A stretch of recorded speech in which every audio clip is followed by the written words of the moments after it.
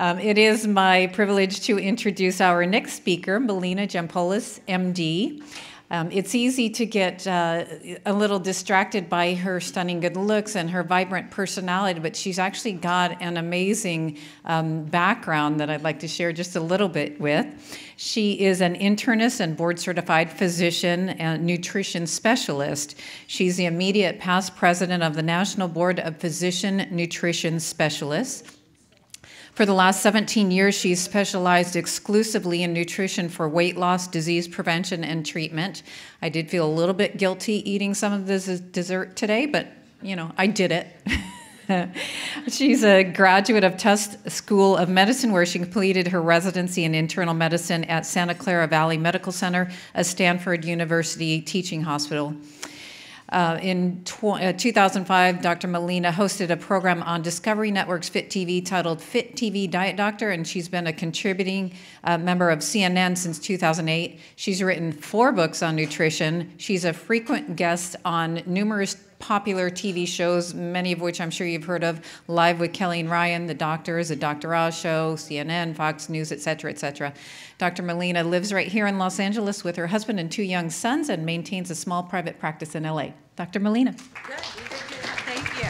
All right. Clicker? Is there a clicker, or should I just do it manually? Not a clicker here. Okay. Oh, okay, perfect. How many of you have actually heard me speak in the past? Because this is my 3rd year. Okay, not too many. Well, I'm glad I changed up my talk a little bit. I have some new fun stuff.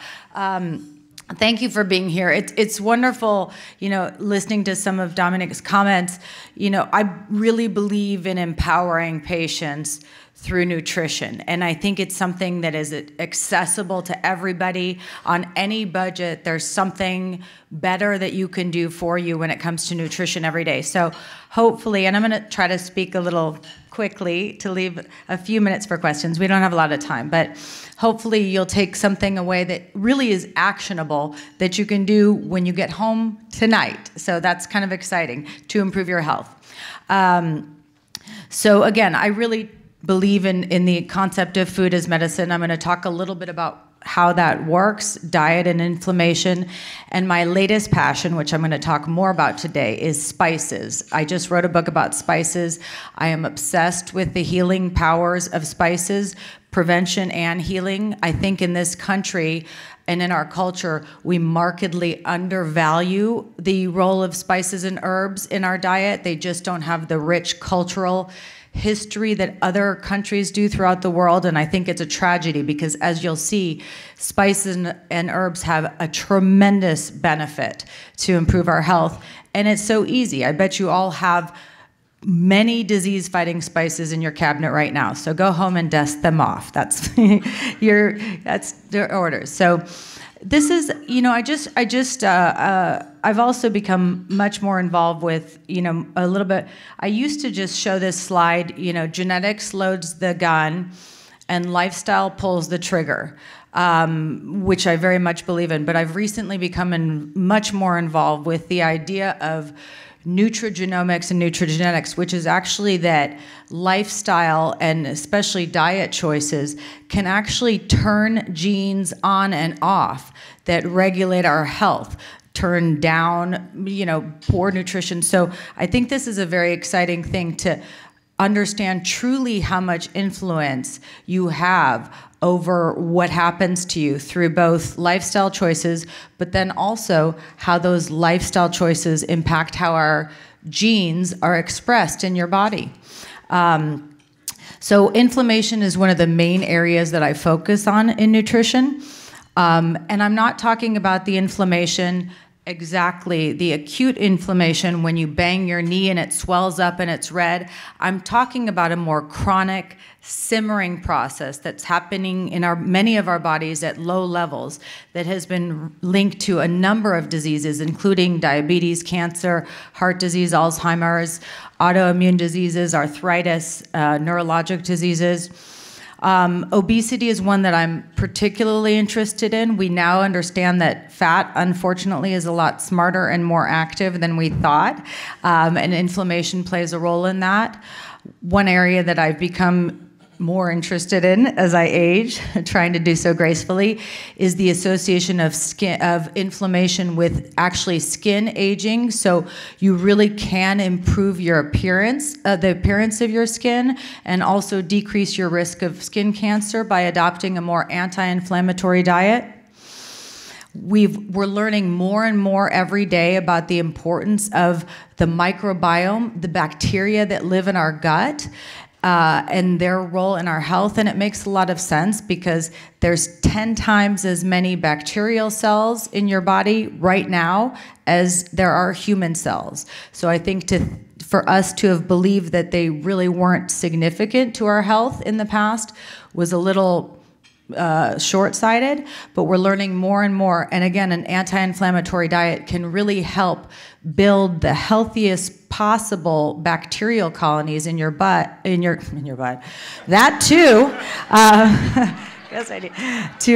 To improve your health, decrease your risk of disease, and reduce inflammation. There's really, and you can see all of the diseases. That one's gonna go. You have that recorded? Because that'll be a good one for the blooper reel. You can see all the different diseases that are impacted by a faulty microbiome, and there's a tremendous amount of overlap with inflammation. So this link is very important. So this is a slide that I've showed in the past. There's a lot of confusion out there about what we should eat. A lot of weekend experts, it's amazing to me when they put me on TV shows to debate with, a personal trainer who has taken a weekend course in nutrition. But unfortunately, that's a lot of what you're hearing, and there's a lot of different opinions. Most people would probably agree, though, that this is not a balanced diet. So sorry for those of you who are big pizza lovers. One of the new things that has come out actually in the last couple of years, which I've just added to my lecture, is they actually have developed a specific scale called the Diet Inflammatory Index. So, and this is a step beyond what I talked about in the past, and I'll show you that too as a refresher.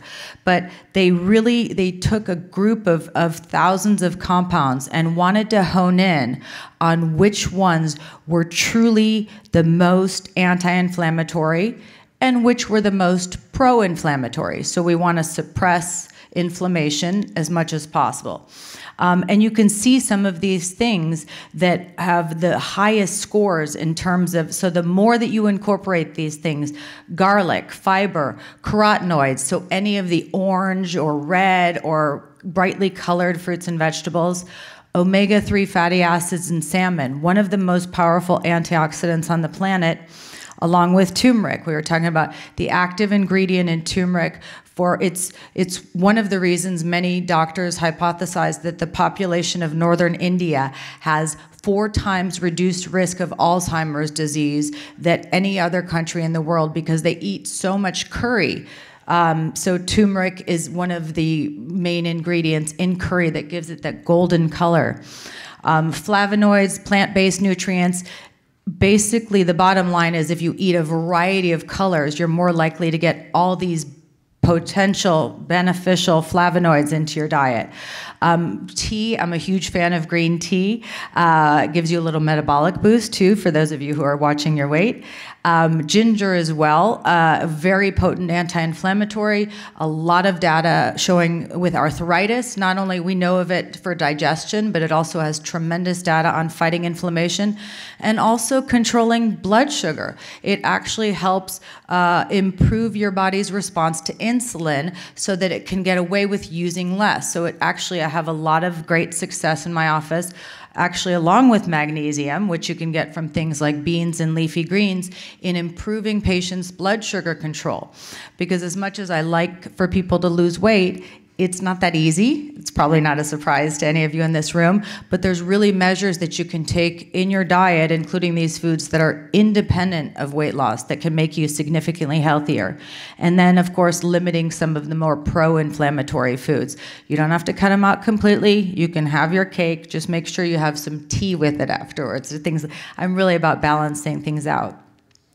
So with the diet inflammatory index, the higher, the more inflammatory your diet is, you have an 85% increased risk of heart disease, an 80% increased risk of shorter telomeres, which is a marker of aging. And so you're aging much more quickly if you follow a pro-inflammatory diet. 75% increased odds of getting cancer, and 67% increased odds of dying from cancer if you have it. So to think that having an anti-inflammatory diet doesn't have broad implications is really, at this point, naive. This is what I used to talk about. To me, it is a little bit, I like really actionable items. So even though suggesting different foods is nice with the diet inflammatory index, I still like the alternative healthy eating index. It's basically a group out of Harvard took populations all over the world that had the lowest risk of diseases and tried to see what some of the commonalities were. And so they created this alternative healthy eating index. 2.5 cups of vegetables, 2 cups of fruit. You can have some red meat as long as you stick to a 4-to-1 ratio of white meat to red meat, including nuts and beans in your diet on a regular basis. Most of your grains, whole grains, lower sodium, liquid calories. I'm not a fan of it all. Moderate amounts of alcohol, thank God, because I have young children. And really including more of the healthy fats and less of the packaged fats and fats from fried food. And when you look at the alternative healthy eating index and the implications that it has, the higher, the more you adhere to it, a 25% decreased risk of death from any cause, 40% decreased risk of heart disease, reduced inflammation. This one is the most incredible to me, an 88% decreased risk of diabetes. 88% could, by following a more inflammatory diet, anti-inflammatory diet, independent of your weight. Reversal of metabolic syndrome, where you tend to carry belly fat more around your middle, healthy aging, reduced cognitive impairment, inverse association with depression, and again, like I said, independent of weight loss. So even if you didn't lose an ounce, you would be markedly healthier by following a more anti-inflammatory diet. So let's get into spices. Oh, good, I have 5 minutes to talk about my real passion. Now, I think one of the most exciting things that people don't realize about spices, we talk so much about fruits and vegetables, and, but they can get expensive, they can be hard to cook, a lot of people don't do a lot, they're out of season, so they don't taste as good. There's a lot of different reasons why maybe it's more challenging to get 10 servings of fruits and vegetables a day. But by including spices and herbs into your diet as well, they are loaded with antioxidants and anti-inflammatory compounds. So here's just some, different ones that you may consider, but they're superb. As far as skin health, it's amazing to me. This is a fun story. I have to tell fun stories, even though I'm short on time. Napoleon's physician told him that rosemary had an anti-aging benefit. So he used to bathe in rosemary baths all the time, and it turns out there is actually reason to that. There's rosemary and nutmeg, believe it or not, can actually protect your skin from the damages of UV radiation, which is one of the top causes of aging skin. So, and plus it has a lot of other wonderful benefits too. But so for skin health, including more herbs and spices, I think one of the most exciting areas for me is on cancer. I am in no way, shape, or form saying that spices will prevent cancer, but I can tell you that they have been associated with a down regulation, so they lower all of these things, in both the initiation of cancer, which is usually caused by toxins damaging the gene. They increase apoptosis, which is programmed cell death. They decrease the inflammatory response. So there's multiple different ways. And I think some of the more exciting ones, a lot of them are wonderful. Thyme is one of the most interesting to me. Coriander is also and I forgot what this third one is. I should really write that down. But something green. I'm sure it's delicious. When it comes to gut health, this is, again, we're talking about keeping our bacteria in our guts healthy, but also improving digestion, supporting healthy gut. Ginger, obviously we know, is very important for that. Coriander. Coriander is actually used in Germany to treat irritable bowel syndrome. A spice is used in Germany to treat, it is approved to treat irritable bowel syndrome. It's amazing to me. Oregano is terrific. It actually may help kill off the bacteria in your stomach that are responsible for a certain percentage of ulcers. It also helps improve the healthy bacteria in your gut and suppress the less healthy bacteria. When it comes to diabetes, many of you may know about cinnamon, which is wonderful and flavorful, and everybody knows how to use that, and they even have it at Starbucks, so you can put it in your coffee every morning just to add a little health boost. But ginger is also wonderful for, as I said earlier, for actually improving your body's response to insulin. So if you're on insulin, you may be able to get away with a little bit less, and if you're not, it may be able to keep you off insulin, because your body constantly being forced to overproduce insulin is what causes the pancreas to burn out and you to develop overt diabetes. And again, coriander, you'll see some recurring players here. Coriander and cilantro also being wonderful for blood sugar control. And weight control, one of my special areas of interest. Cayenne pepper is really a superstar when it comes to weight control. It actually helps not only suppress appetite, but boost metabolism and increase fat burning. Ginger, cumin, this is cumin in the middle. Ginger is also great, but cumin, actually in a study, those having cumin every day, which is a lot, I know, but they significantly decrease their belly fat. It actually works on a nutrigenomic level to turn genes on and off that help regulate fat and blood sugar metabolism. And green tea and ginger are also great for boosting metabolism somewhat, controlling appetite. There was actually a study with ginger where a group of patients had it before a meal, and they ate significantly less during that meal. So having ginger seems to improve fullness as well as helping regulate blood sugar. Brain health, this is an incredibly exciting area. I think, you know, Alzheimer's at the rate that we're going is going to be an even huger problem in the next few decades. Turmeric, obviously this rich golden color is tremendous for the brain. Thyme, there's been incredible research, I shared it in my latest book about, some of these are animal studies, but I think they're at least hypothesis generating, and if I'm telling people to add more thyme to their diet, I don't think they're doing any harm, but they showed that 30 minutes after having a thyme beverage, these mice performed better. They had better learning and better memory. So that's kind of exciting. Yeah, the last one on there is actually saffron. It's something that we don't use a lot in this country, but it actually, in higher doses, which maybe you wouldn't get from just culinary spices, it actually is as good for treating depression as Prozac in one study. So very exciting potential things. Diet and arthritis, I mean, I think this is probably something that's relevant to this population.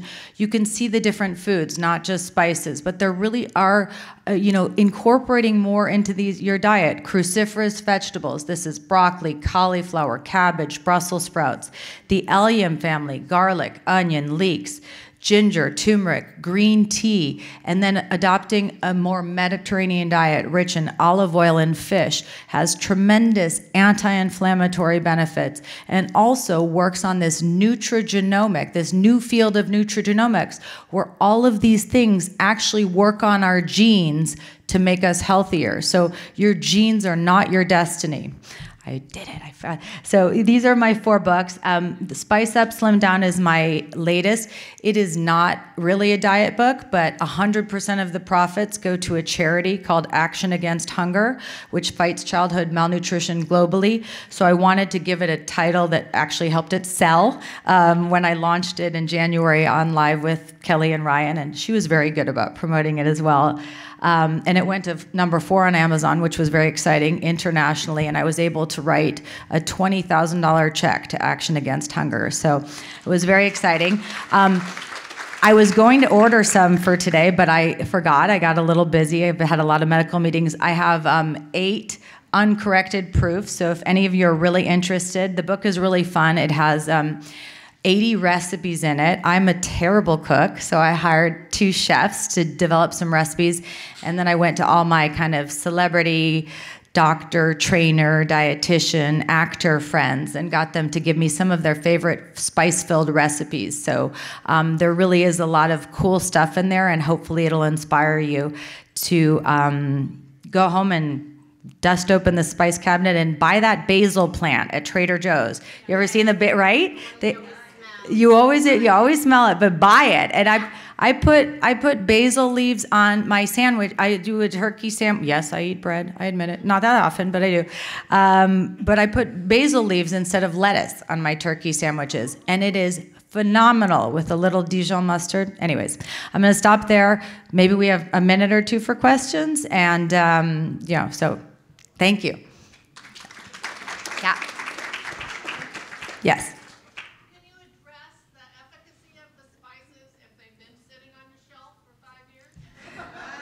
That is a fabulous question. I was thinking about that in my head as I was telling people to dust them off. They really, you go buy, different spices have different shelf lives. It's best actually to store them outside of the light. So in a cabinet is better. Go by smell. What you're smelling is the volatiles, the volatile organic compounds that actually have the health benefits. So if something doesn't smell even remotely how you think it should, I'd get rid of it. On average, it's probably 2 years for a shelf life for most of them. And one more question on that, one more answer that you didn't ask, but I'll answer, is fresh versus dried. There's benefits to both. So I say do what you like. If you prefer, I prefer fresh thyme and rosemary, but sometimes it's hard to get. I don't have a full spice garden and dance through it. I'm not that domestic. So I think a combination and really going for flavor, but they both have benefits. And dried spices, as long as they're not too old, in some cases may be more concentrated forms of these healthy nutrients. But that's a great question. Thank you. Yes? I just got one question in regards to, you say use the spices in it, but how do you recommend incorporating them into your diet, like through drinks or through food substances? You did mention recipes, but is it better through drinking it so that you can get the majority of the spice in your digestive system, or do you cook it within? No, I actually think it's better with food. I say that. I drank a cayenne lemonade on the way over here. But in general, it's better with food. You know why? Because, for example, for turmeric, it actually has improved absorption when it's combined with fat and a little black pepper.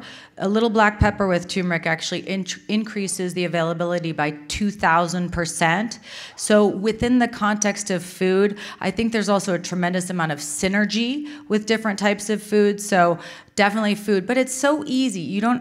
If I can do it, you can do it. It's, no, don't give me, you can. I think you can. No, it can be, listen, you could get a canned turkey chili and put a little extra cayenne and cumin in it, and you're there. You've upped the health benefits of that can, improved it considerably. So it doesn't have to be as hard as, cinnamon, do different spices, ginger.